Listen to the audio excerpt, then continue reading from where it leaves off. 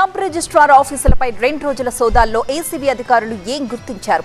గత నెల లెక్కలతో పోలిస్తే ఈ నెల అక్రమాస్తులు పెరిగినట్టా? అసలు ఏసీబీ దాడుల్లో దొరికిన కేటుగాళ్లు ఎవరు?